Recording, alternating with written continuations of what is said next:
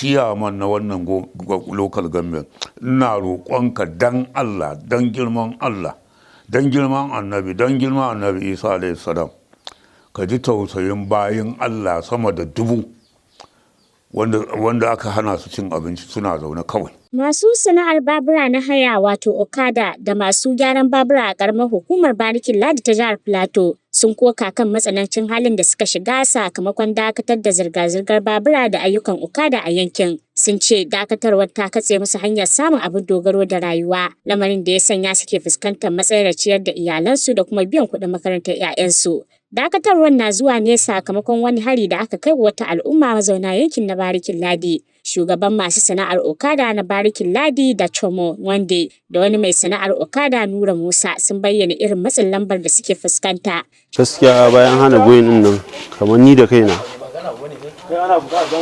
abinci in ci a gidana yana gagara na. Ina da iyali, ina da mama wanda tana kasa yanzu ba lafiya, ya kamata a siya mata magani. Duk wannan ban iya na yi ba because ba abin da nake samuwa, ba wani hanyar da yake shiga mu.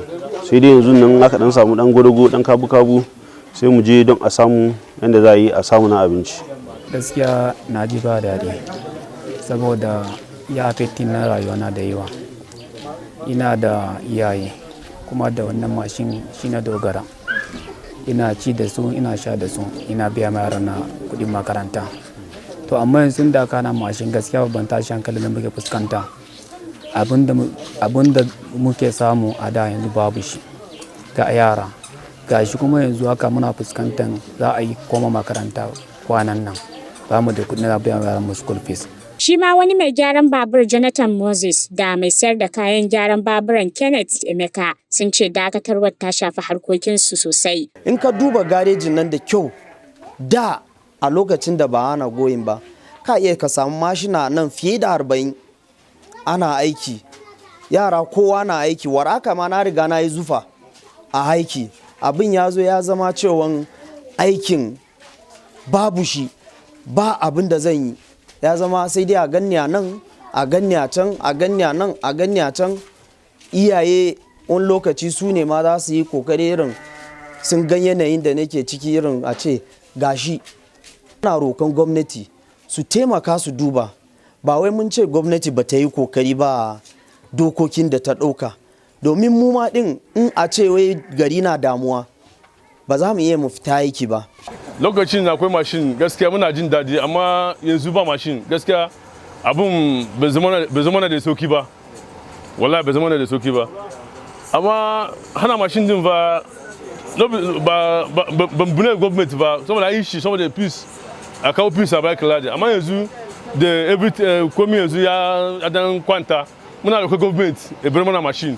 Haka kuma babban limamin masallacin Juma'a na yankin Imam Sallah Yahuza ya roƙi gwamnati da ta saurari koken masu sana'ar okada tare da ba su damar ci gaba da neman abin dogaro da rayuwa. Ciyaman na wannan local government, ina roƙonka dan Allah, dan girman Allah, dan girman annabi Isa alayhi salam, ka ji tausayin bayin Allah sama da 1000 wanda aka hana su cin abinci suna zaune kawai.